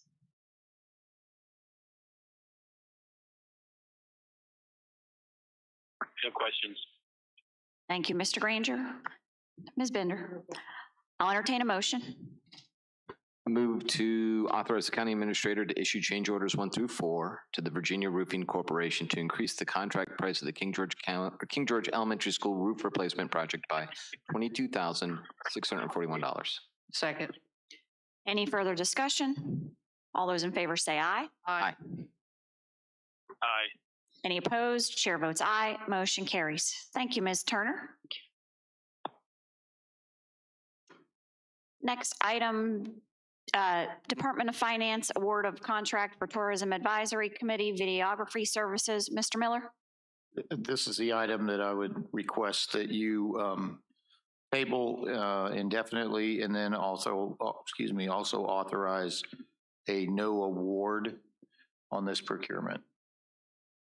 So moved. Second. Any further discussion? All those in favor say aye. Aye. Any opposed? Chair votes aye. Motion carries. Thank you, Mr. Miller. 1106, Department of Finance, addition of a full-time position for landfill. Director of Finance, Ms. Donna Hahn. Welcome, Ms. Hahn. Good evening, Madam Chair, members of the board. We looked at salary and benefits for a full-time CDL driver for the landfill for the remainder of fiscal year 2021-2022, and it's going to be approximately $40,000. Considering the changes that are taking place at the landfill and the impending purchase of the roll-off truck, the landfill needs to hire a full-time employee who also possesses a CDL license. I'm recommending that you authorize the county administrator to transfer $40,000 from the general fund balance to the landfill budget and proceed with the hiring of a full-time CDL driver. Any questions? Mr. Granger, go ahead. Yes, ma'am. Ms. Hahn, thank you. So this is for the funds is for the rest of this current fiscal year. So obviously. And then that position would be added into the budget. Budget cycle. So what would the total obligation be for a full year's worth? Well, this is for approximately 8 months of the year. So half again more. So about 60,000? Yes. Okay, thank you. Ms. Bender, any questions? No. Mr. Stonehill, any questions, sir? No questions. Do I have a motion? Move to authorize the county administrator to transfer $40,000 from the general fund balance to the landfill budget and proceed with the hiring of a full-time CDL driver. Second. Any further discussion? All those in favor say aye. Aye. Aye. Chair votes aye. Motion carries. All right. Ms. Hahn, will you be handling the next several items as well? Yes, ma'am. Very good. 1107, Department of Finance adoption of King George County fiscal year 21-22 through fiscal year 25-26 capital improvement plan. In your packet was a document that represents the 5-year capital improvement plan as reviewed by the Board of Supervisors at its work sessions over the past 2 months. It is used as a planning purpose in future years, and the recommended action is to adopt as presented. Thank you, ma'am. Do I have questions from members? Mr. Stonehill, any questions? No questions. Do I have a motion? Move to adopt the capital improvement plan fiscal year 2021, 2022 to 2025, 2026 as presented. Second. Any further discussion? All those in favor say aye. Aye. Aye. Chair votes aye, motion carries. All right, Ms. Hahn, adoption and appropriation of King George County fiscal year 2021-2022 capital budget. At the work sessions, at the work session on October 26, 2021, the King George County Board of Supervisors reviewed the capital projects budget for fiscal year 2021-2022.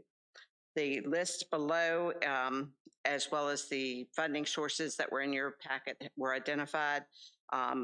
So the purpose of this action is to request the adoption and appropriation by project as presented below. And so we ask that you adopt and appropriate the funds for the approved capital projects as presented. Thank you, Ms. Hahn. Any questions from members? Mr. Stonehill? No questions.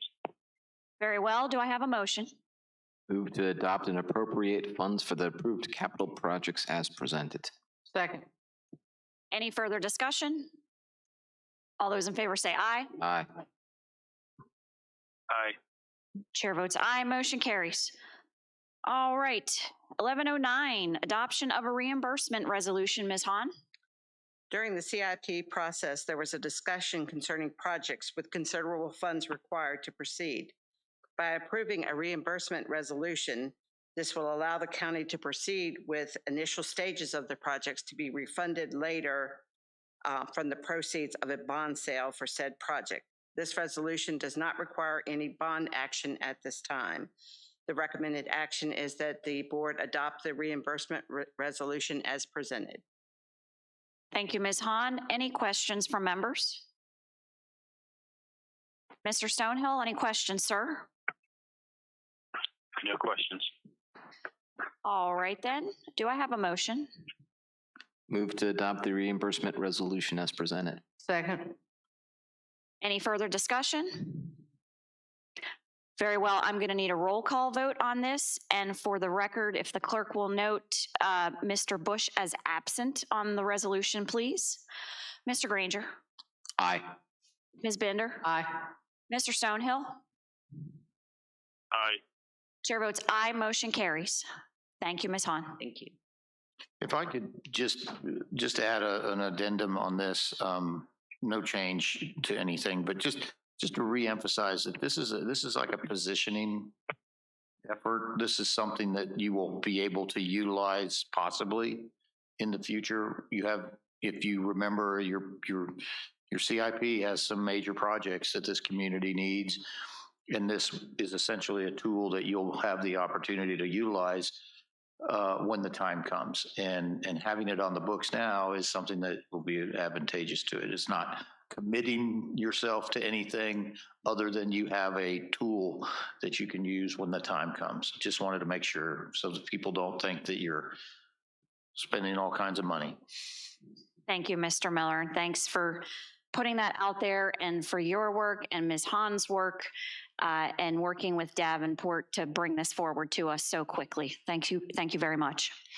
All right, then we'll move on to 11-10, Department of Parks and Recreation, American Rescue Plan, Travel, Tourism, and Outdoor Recreation, Competitive Tourism Grants. Welcome back, Mr. Clark. Good evening again, Madam Chair, members of the board. Tonight I ask for your support for applying for an American Rescue Plan EDA Travel, Tourism, Outdoor Recreation Grant. As part of the American Rescue Plan, the U.S. Economic Development Administration was awarded $240 million to, quote, help communities that have been hardest hit by challenges facing the travel, tourism, and outdoor recreation sectors to invest in infrastructure, workforce, or other projects to support the recovery of the industry and economic resilience of the community in the future, end quote. These grants are currently being accepted on a rolling basis with a suggested deadline of March 15th, 2022. Barnesville Park Sports Tourism, current snapshot of the sports tourism hosted at Barnesville Park in 2021. One Nation Softball is our most frequent tournament sponsor. In June of 2020, we were one of the first jurisdictions to reopen to softball tournaments. One Nation was that tournament director and continue to use our facilities on a regular basis. This year they have held or will hold 12 days of tournaments while working around the schedule of King George Little League. So if you go to Barnesville during the fall and the spring, that park is continuously in use on weekends. This year, we also hosted the Little League Baseball 9 to 11-year-old state tournament. Earlier this year, Mr. Jim Roberts presented a very thorough report on the success of that event and the needs that that park has for hosting larger events in the future. In the capital improvement plan that was just approved, Barnesville Park lighting was included. The monies approved tonight for next year are for this year are a retrofit of obsolete lighting on Field A. For FY24, Parks and Recreation continues to recommend adding the lightings to Fields B and C to enhance both sports tourism opportunities as well as local leagues and programs. King George Parks and Recreation recommends applying for a grant for $900,000 for both segments of the project. The reason why comes from the frequently asked questions on the EDA website. Quote, EDA expects to fund at least 80% of project costs through the competitive tourism grants. EDA may increase the federal share up to 100% on a case-by-case basis, depending on whether circumstances of the proposed project warrant a federal share in excess of 80%, including whether the applicant has exhausted its effective taxing or borrowing capacity, the extent of the economic impact of the coronavirus pandemic on the region's travel, tourism, and outdoor recreation, or whether the region meets other thresholds for elevated need based on the relative economic distress of the region. Projects providing higher levels of match may be more competitive. In putting these two projects together, we would have approximately 33% of the match, which should make our project more competitive. I'm happy to answer any questions. Thank you, Mr. Clark. Mr. Stonehill, I'll start with you.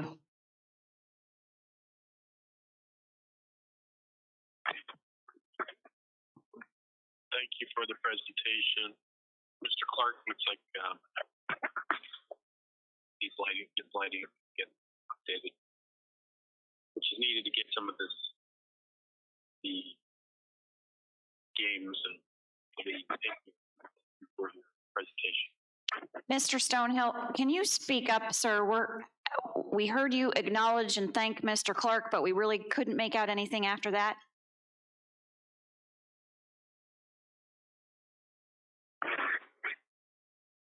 Saying thank you, and I had no further questions. Thank you, Mr. Stonehill. Mr. Granger, Ms. Bender. All right then. Do I have consensus of the board to allow staff to go ahead and apply for this funding? Sure. Do we need a motion or is it just consensus?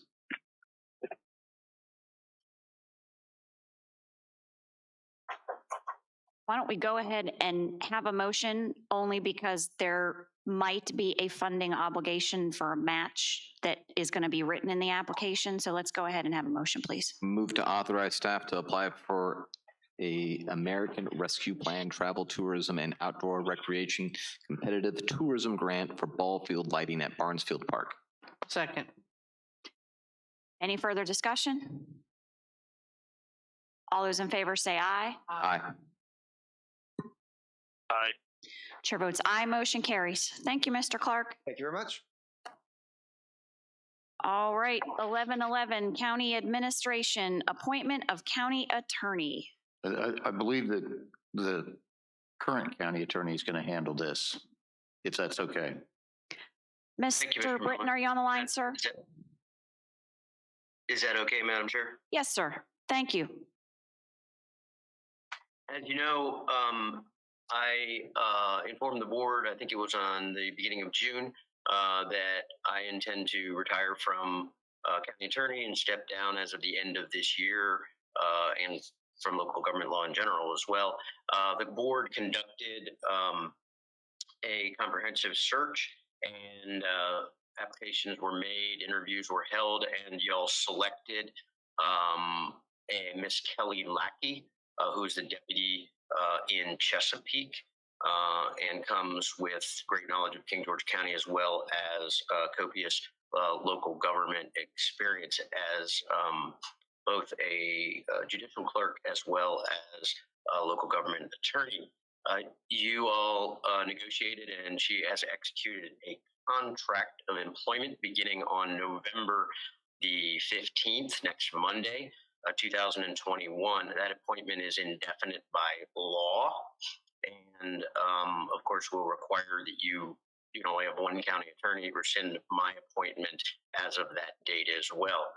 So the order of things tonight would be to accept and authorize county administrator to execute, or for one of the board members to execute the contract of employment with Ms. Kelly Lackey as of November 15th, 2021.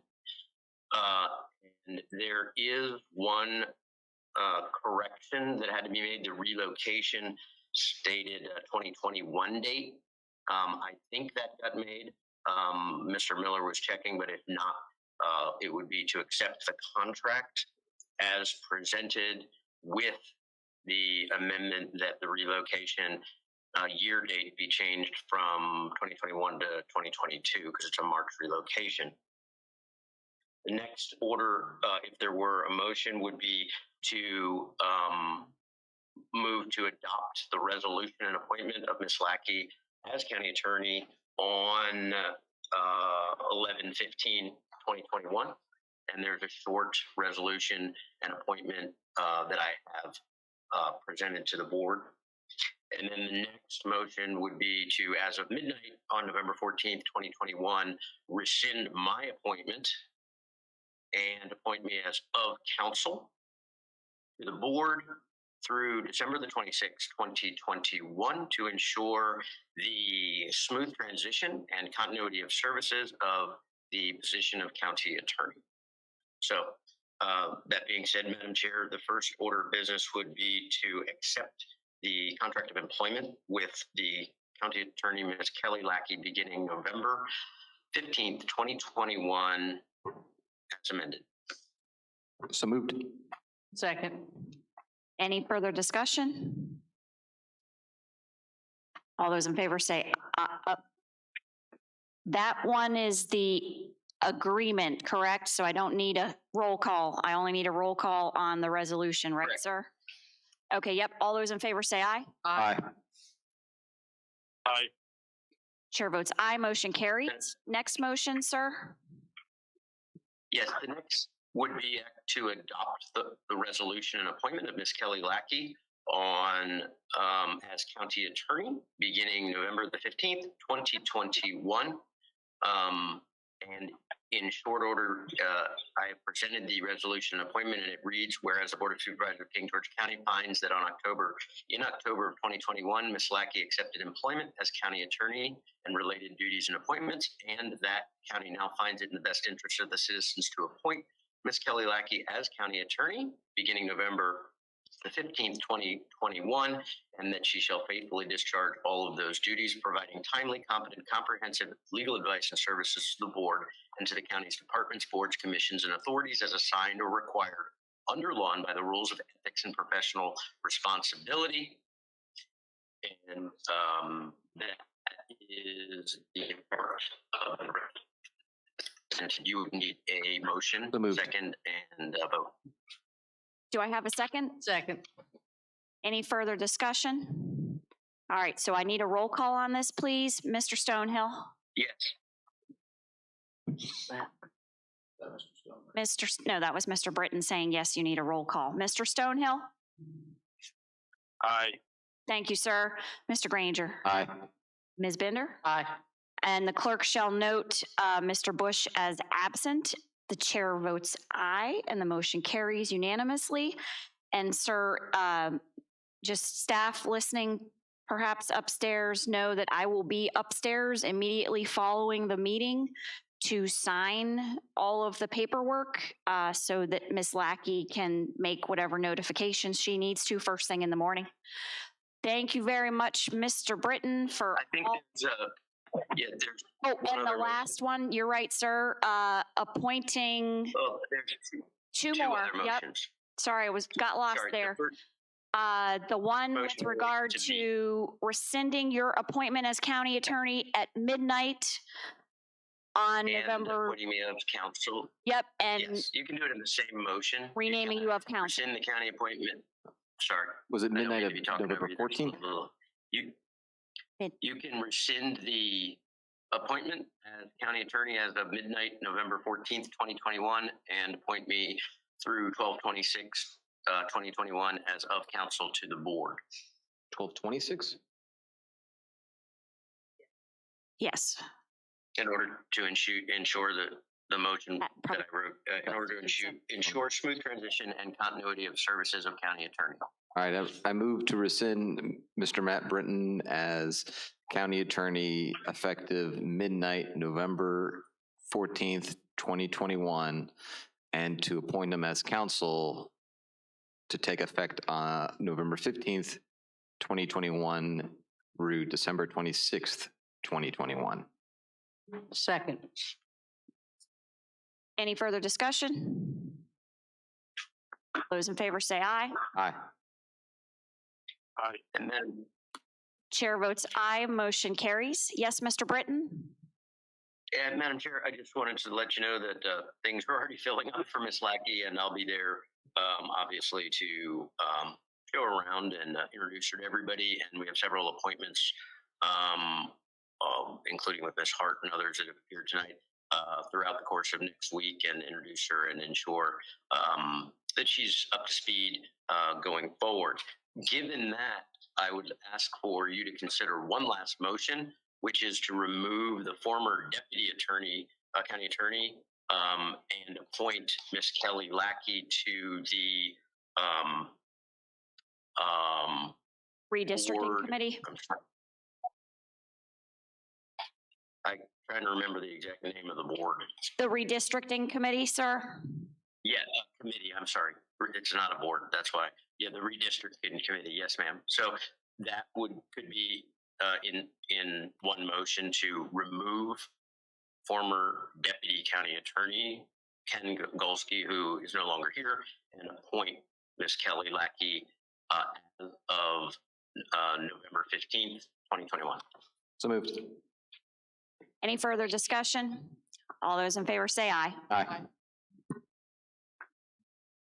Chair votes aye, motion carries. Thank you so much, Mr. Britton.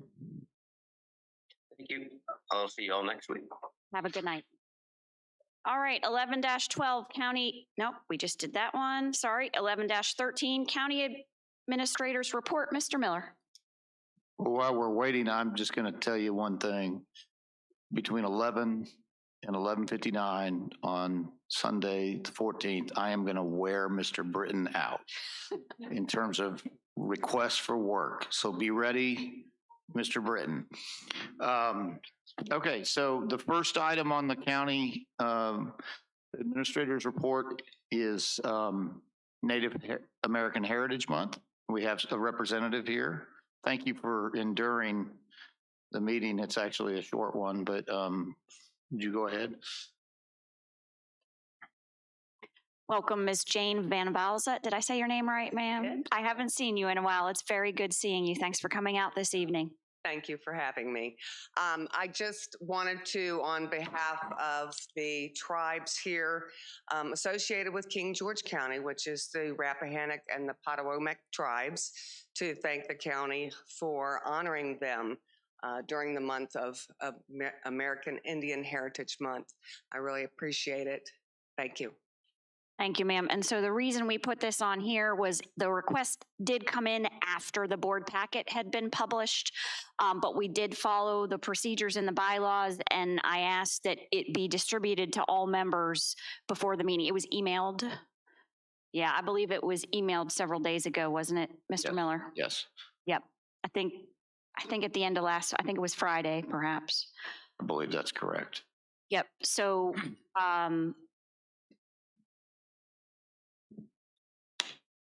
do I have a motion?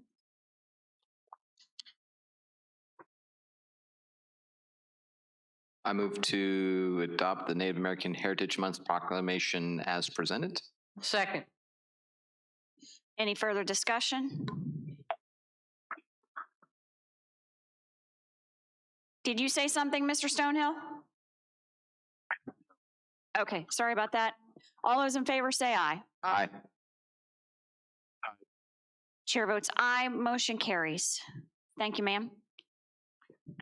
Other items on the administrator's report. One is the coastal resiliency meeting, which is spoken about earlier on the 25th of October.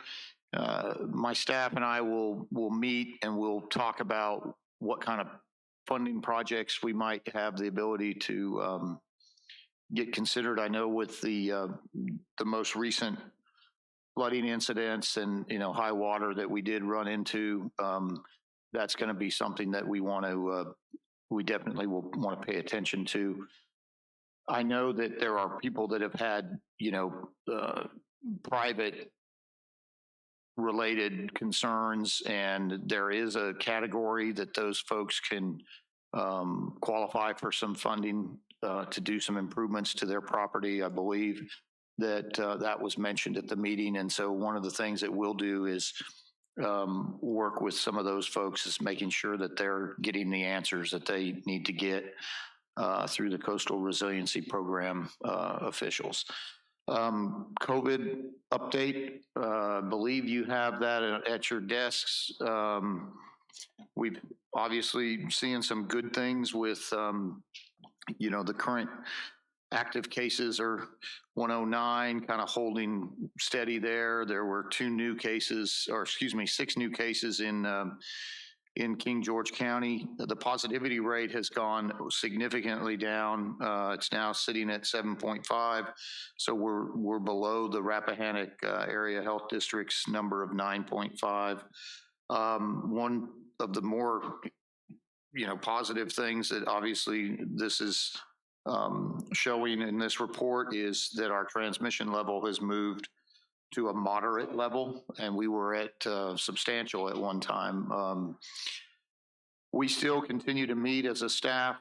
We now have kind of backed it off to a every 2 weeks time frame. We're monitoring any employees or that individually have been exposed or who have family members or contacts that they have responsibility for who are also being exposed. So unfortunately, I do not have the numbers for the schools, but the last time we checked, those numbers were drastically different from the beginning of the school year. I think a good, another fact that this is showing is the number of vaccinated folks, 57.3%, which is good. And again, just to try to keep you informed of everything. The other item on there is the Fredericksburg Regional Industrial Facilities Authority Agreement. There should be a handout at your desk. I know that Nick Miner, who is here, is going to give you a little briefing on that. And he has been working with Matt Britton on the overview of the agreement. And so I'll let Nick go ahead and present a little overview. Thank you, Mr. Miller, and thank you, Madam Chair and members of the board. So I'm not sure exactly what handout you guys have in front of you right now. I'm going to assume it's the agreement, the bylaws, and possibly the ordinance. Yes. Okay. Does it have the comments from the city attorney and Mr. Britton on it? Because as of right now, that's where we stand. So the city did provide their comments on the agreement, I believe the ordinance and the bylaws as well. I had no comments on what the city provided. I'm not sure where Mr. Miller stands on it. I don't want to speak for him. But I do have updated information from the city. So I attended their October 26th work session, and they unanimously approved to move forward in entering a RFP agreement with us if we so choose. At this point, if we are ready to move forward with it, we could go through the process of adopting the ordinance. So they will be bringing this to their city council for the November 23rd meeting to get that motion as well, to begin adopting it. So at this point, I'll just take any questions that you guys may have on it. So, Mr. Britton, can you answer this question perhaps? Are you still online?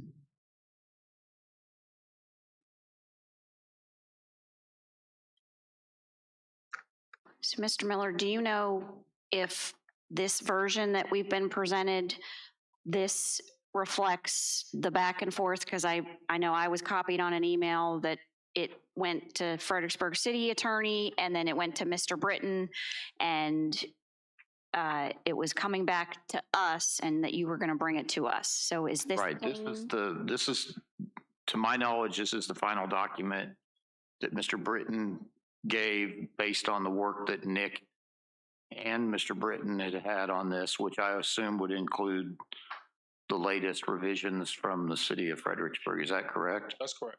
Okay. And that was my understanding as well. I just thought I'd put that out there because there was a question about what version we had. So given that it's for adoption of an ordinance, we need to move to authorize staff to advertise a public hearing.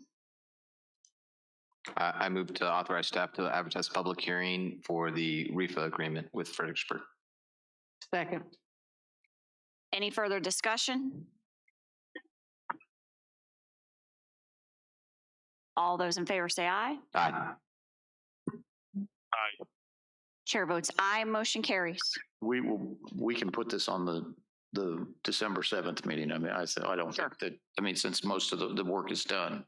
So we'll have this ready for December 7th. Yep, and thank you to you, Mr. Minor, and Mr. Britton for their work on this. We appreciate you seeing it through. I know, Mr. Minor, you've had a lot of back and forth with the other localities, and I think this is your third time here speaking to us about it. So thank you very much for persevering.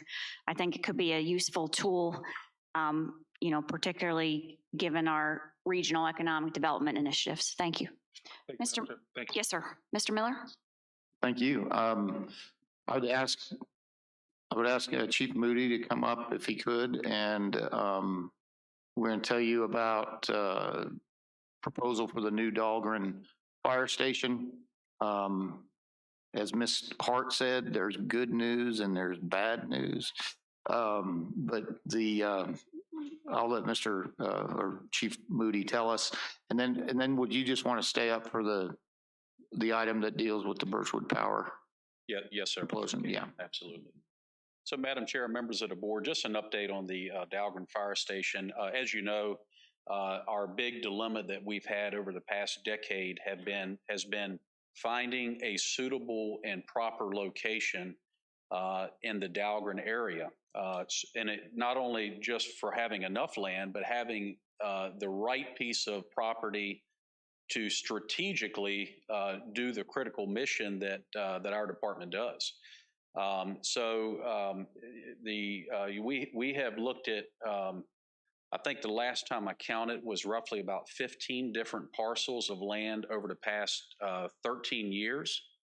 And Dalgrand is a very challenging area to find a suitable location when you take in cost, transportation, wetlands, and it's been quite a challenge. Our last hurdle that we have underwent is the land that we were negotiating with the property owner. They took a vote amongst their membership, and their membership has decided to put it on hold indefinitely. So it wasn't the news that we were certainly being told and that we were looking for. We were very optimistic. We've been in negotiations with that property owner for approximately close to 2 years. Strategically, it would be a very good location to service the entire Dahlgren primary response district. So not good news to share, but it's the reality. And I've been working with Mr. Miller. I think we've shared some thoughts on, Plan B and next steps, and we're going to be taking it from there in the days to come. Is that a pretty good overview? Anything? Yeah, I did want to just mention that we're going to start the process of forming some kind of a request for proposal to get an architect or to get, consultant that can assist the chief in this. I mean, he's been fighting this one and working hard on this. And, I know Travis Cusenberry had told me the history of it and off dead center on this. And if there's some other alternatives out there, then by all means, let's start considering that opportunity. But Chief has done a great job, and I can't imagine the level of patience that he's had, you know, dealing with this, and the length of time you've been dealing with this. Right. And, you know, I think everybody's aware. You see our monthly reports. You see our annual reports. The county's getting busier every year. Every year we're adding, you know, 100 or 200 more calls. The naval base, you know, has many different tenants. It's not just NSWC. There's many different tenants, and it's, you know, we'd like to get off of Dahlgren Road. And another thing that we get questions from time to time, but won't you just add on to what you have? And the answer to that is that we cannot change the footprint of that building, not by 1 square foot. In fact, we couldn't build that same facility if we wanted to build it today in that same location. We wouldn't be allowed to. When you take in the setback requirements, the RPAs, the VDOT improvements, the stormwater retention, you couldn't do it. So certainly open-minded. If you have any, you know, thoughts you'd like to share, you know, as we continue to go down this journey, I'm, you know, certainly send them to me. Thank you. And Mr. Miller had asked me to provide an update and just a little overview. I think everyone is fully aware that the Birchwood Power Facility is offline and has been under the demolition process. And just I wanted to share, I do have permission with the Birchwood Power leadership to show what I'm getting ready to show. And if Chris can, if you can, yes, sir, if you can pull it up. We have been involved, myself and our fire and rescue department have been actively engaged and in constant communication with Birchwood Power, their leadership team, but particularly 3 phases of the demolition process. And one was, the most recent one was last Thursday, November the 4th, when the building structure implosion along with the boiler implosion. They referred to it as the boiler, but it was essentially the building around the boiler. A big part of the power plant was the boiler. And so we'll show that when it comes up. While Chris is pulling that up, the second phase that we had was on October 21st. Okay, I'll stop here and we can go ahead and play that, Chris. This is from our department little UAV drone footage.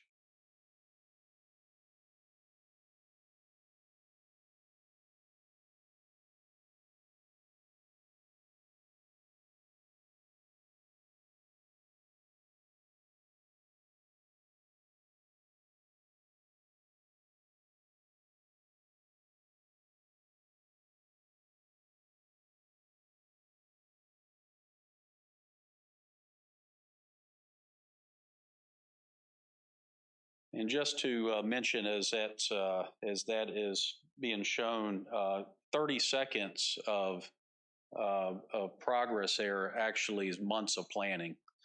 So there's a lot involved into that. We have to review the blast permit. We have to receive all the documentations and licenses, and it's a lot of safety and precautions that are taken in doing using explosives and doing implosions such as that.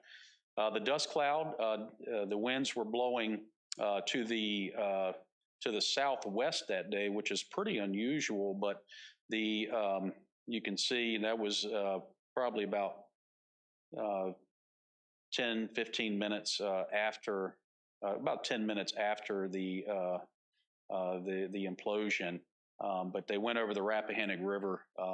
We were in constant communication with the businesses in the industrial park. We were in communication with Sealston Elementary School. We sent out several KG alerts to just notify the public. You may hear bangs and noises and things like that. The last one, if you could go to the picture, Chris, please, was the previous one was October 21st, and this was what they refer to as a steam drum drop.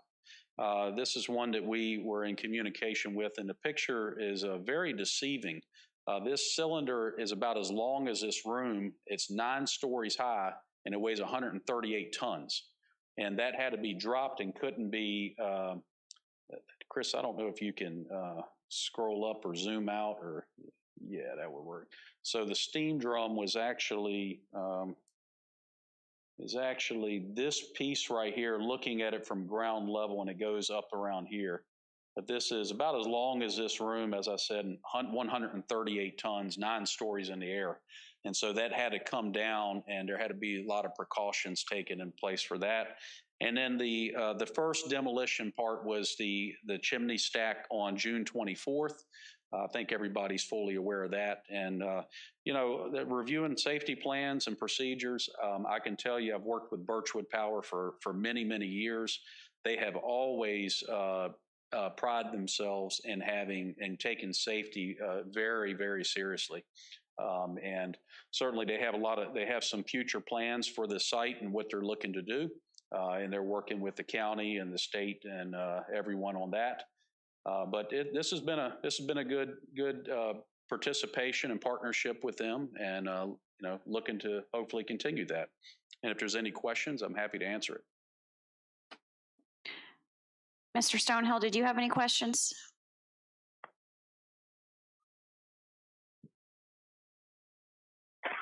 No questions. All right. Thank you, Chief. Thank you. Mr. Miller? I just want to say thank you to the chief and his crew. They did a great job of working with the Birchwood folks. Obviously, we had some earlier concerns. I think it was back in early September, and you know, very proactive in terms of their efforts to coordinate with them. So appreciate the work. I think I had one other item on there. Chris, is it coming up? I think it was to do with the employee lunch, the date. We have the 14th, 15th, and 16th of December as available. So y'all just need to give us which one you want to choose. So I'll poll the board. Any of those dates do not work for my colleagues for lunch, for the holiday luncheon? 16th would probably be the hardest for me. The hardest. Okay, so the 14th, or out of the 14th or 15th, Mr. Stonehill, are any of those days bad for you, sir?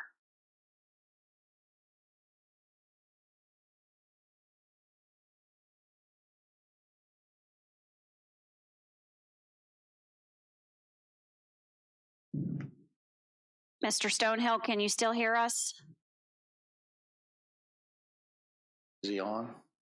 Is he on?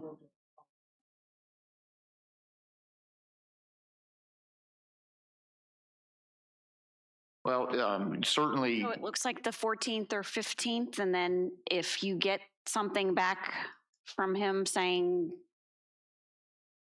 that helps you narrow which one, that's fine. I guess that would work. Yeah, either day is fine. Yeah. If we want to pick one though, do we want to pick one if it's either day? Just say. You want to do Monday the 14th? It'd be Tuesday 14th or Wednesday the 15th. Sorry. How about we do Wednesday the 15th? Sounds good. Wednesday. I like it. I think I had one more item on there, but we may have covered it already, was no, it was the Board of Equalization. Does anybody have anybody? I don't, Ms. Kupka, you had somebody you wanted to recommend. But I sent you an email already. Yes, and I've already started that process. Okay. Awesome. All right, so that's it. All right, with that, I will entertain a motion to adjourn. I move to adjourn until November 23rd, 2021 at 6:30 p.m. in the boardroom. All those in favor say aye. Aye.